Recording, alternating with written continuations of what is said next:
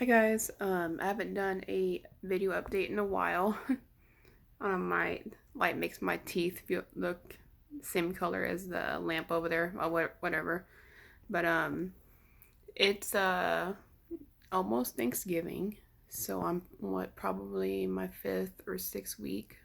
So I'm gonna be 2 months post-op pretty soon, and you can see that I've lost a lot of weight so far. My hand looks, I'm a lot more lighter and stuff now. I'll go and show you guys what my stomach and everything looks like, but so far so good. And right now I'm in the soft food phase. That's after the puree phase, which purees is 2 weeks. And soft food is also 2 weeks, I believe, with Pompeii. So I think probably next week I should be released to like regular foods now. But right now, grocery shopping is for like the food part. It takes like so much longer because I have to make sure that what I'm buying is not, off diets or too many carbs, like too much sugar, stuff like that. So you have to be like very strict about when you go to the grocery store. But pretty much all raw meats that you buy fresh are going to be like zero carb and they're very high in protein. So like the best ones to buy out there is like turkey, for example, chicken, and then pork, because pork is also relatively cheap as well as chicken is. And and also seafood too, because salmon, if you look it up, it's very high in protein. It even has the healthy fats that your body could use, like your omega 3s and such. So do your research. If you want to stick with the same protein that you can eat post surgery when you're able to, by all means, keep eating what makes you feel good or okay. And as far as activity, I'm getting more energy the more further along I'm going with after the surgery. And for those of y'all that don't know what operation I had the Roux-en-Y gastric bypass, and it was done on October 16th of this year in 2019. So so far, I've lost about 35 pounds. So I'm out of my stupid plateau. I was plateaued for like over 2.5 weeks. It was ridiculous. And what helped me break my plateau was either one of two things. Because the one thing that actually made me lose a pound and get out of it was that I started to implement more smaller meals throughout the day. So like every 2 or 3 hours, I ate something small like meat, mostly all the time. Then a couple times I started incorporating.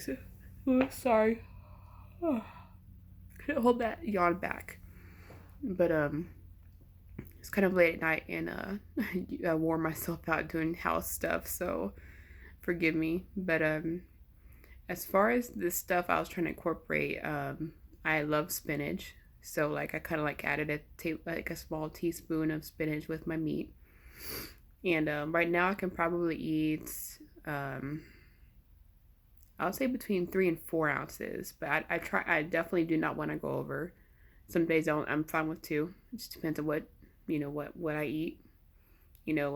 Everybody's different. I've had zero complications or problems other than something naturally that happened, which is a little dehydration here and there, but has nothing to do with the surgery. That's something that, you know, you as a patient like me has to maintain, with the right way. And you always have to have something with you to drink at all times, especially as soon as you get home, because you're probably going to be wanting to sip that, water every 10, 20, 30 minutes, preferably every 10, because take small sips throughout the day. If you feel full, stop. Let your stomach catch up. Whether if you had the sleeve or the bypass or whatever operation you had.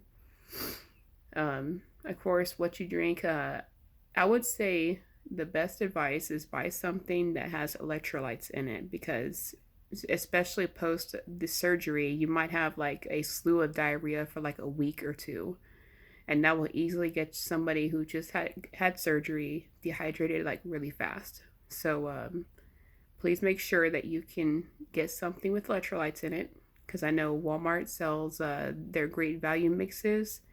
that has electrolytes. I like the watermelon lime one. That one tastes really good to me. And I actually have it right here. So I'm almost done with it. And as far as the fluid amount I can get down, I would say around 45 to 55 ounces. Not quite right at 64 where they said I'm supposed to be at. So I'm working on that. I mean, it's the middle of winter time, so I'm usually in the house stuck doing classes, and I just started a Gold's membership a couple days ago. So I try to like get an hour workout in at least, once every other day. I don't have to work out today because I did it last night, but I might go again tonight. Maybe, if it's not, I'm not super tired because I just ate something. So what I ate, which is right over there on my bed. Let me see that right there. It's these Morningstar sausage patties, and they're actually very low in carbs. And I only took a bite of one and finished a whole one, so not that much before I got full. So it just depends. Sometimes you can eat like maybe 1 or 2 ounces. Other times maybe 3 or 4. So I mean, sometimes your stomach decides how much it wants. And I try to eat a lot of protein because that's hard to get in because you're supposed to be getting around 60 grams a day. And one thing that helps, especially if your stomach's a little sensitive, is that buy yourself your favorite protein drink that's good for your diet plan. Low carbs, high protein, very low sugars, because you don't want to drink something that's like loaded with sugar because you will be sick. Trust me. I had only one episode of dumping syndrome. That's when my body, I was trying to adjust to, I think I drank something like juice, and it made me feel like really sick. I think it was apple juice. Like only like took like one small sip of it.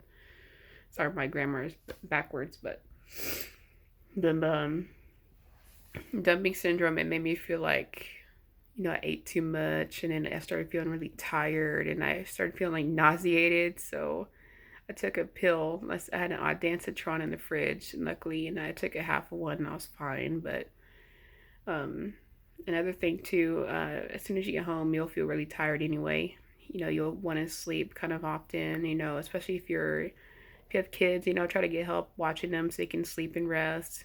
I walked around the house. I got up at least 10 minutes at a time, and I had some aches going on where my stomach was at. Maybe it was probably like the staples, like frictioning or something, or you just plain old post-surgery pain. And I took quick release Tylenols, that I felt fine. I didn't have to have anything super narcotic, nothing like that.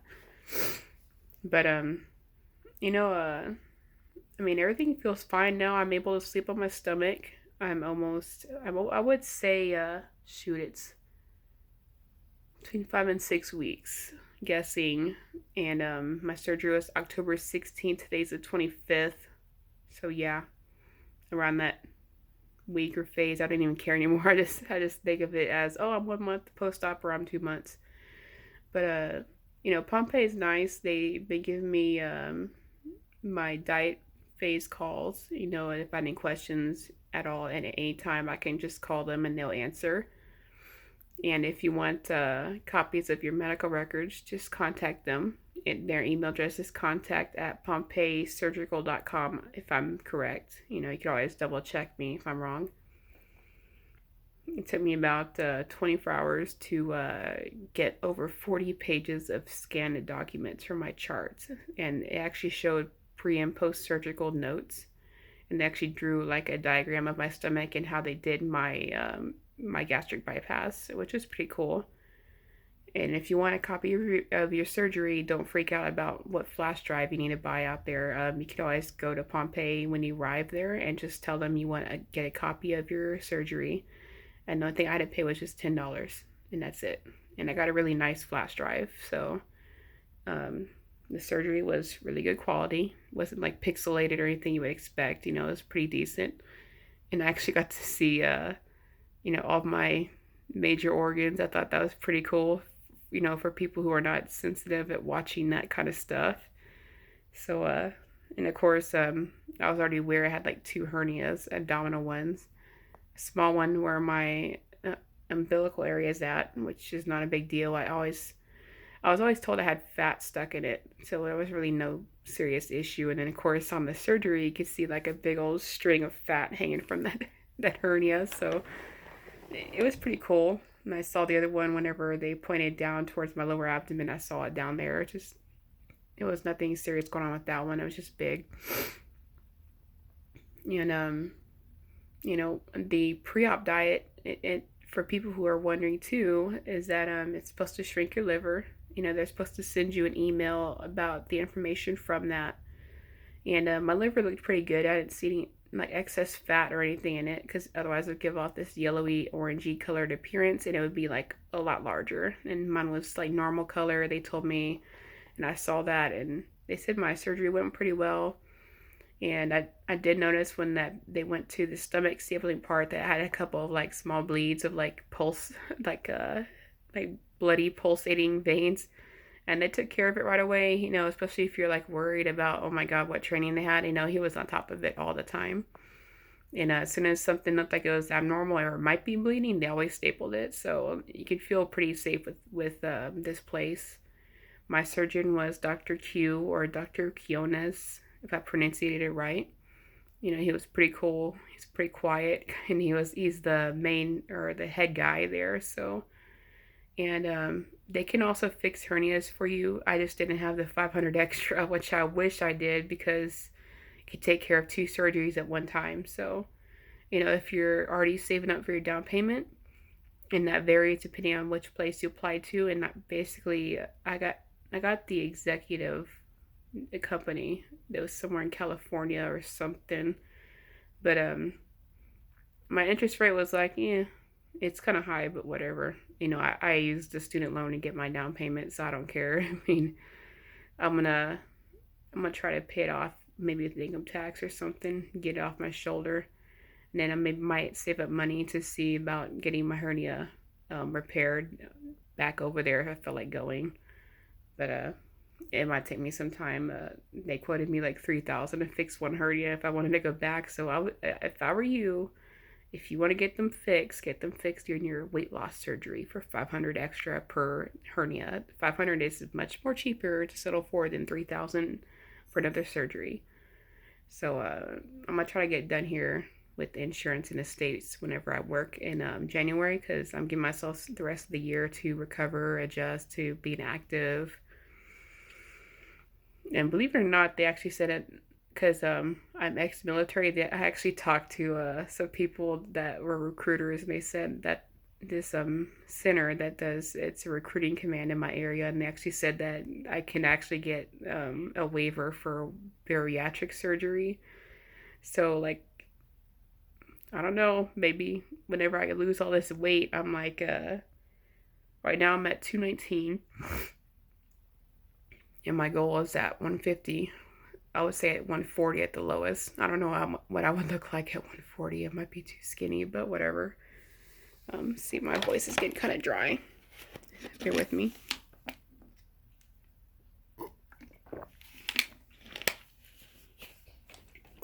I think my voice is a little bit better. But the only issue, like little stuff from surgery, or just not the surgery itself, but like natural things. My skin gets so dry all the time.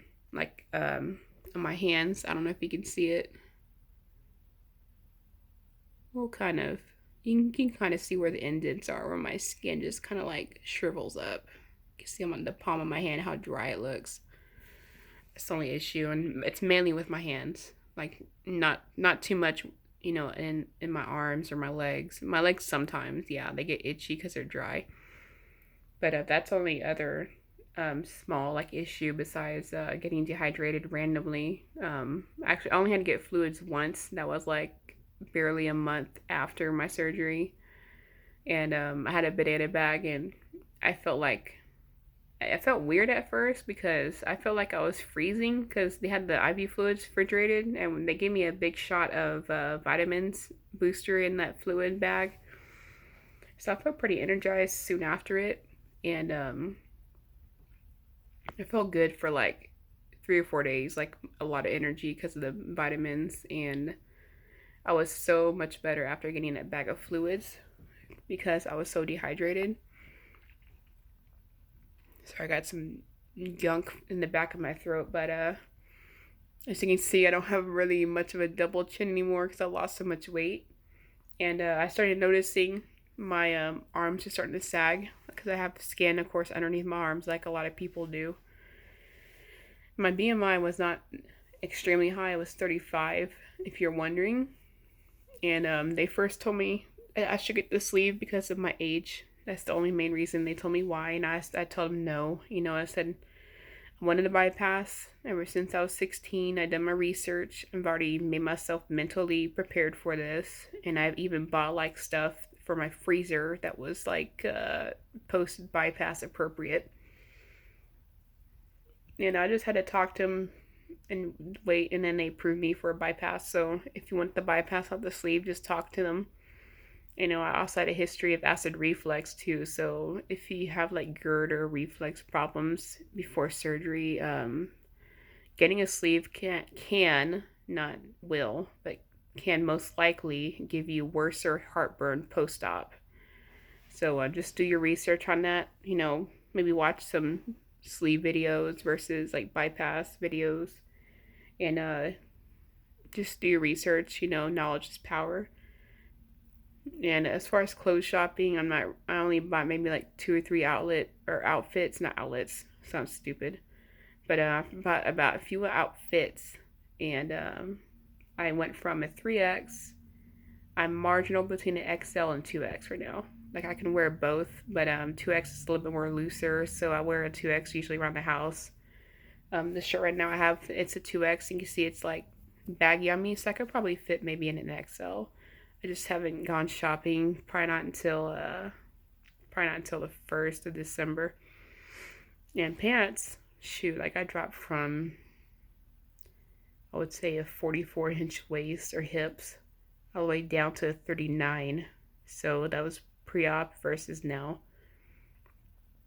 And I'm in a size I don't, women's 16 or 18 something. I'm usually just more of an inches person to measure. And these are here I pretty much bought a few days ago. And now it's kind of quiet because everybody's asleep.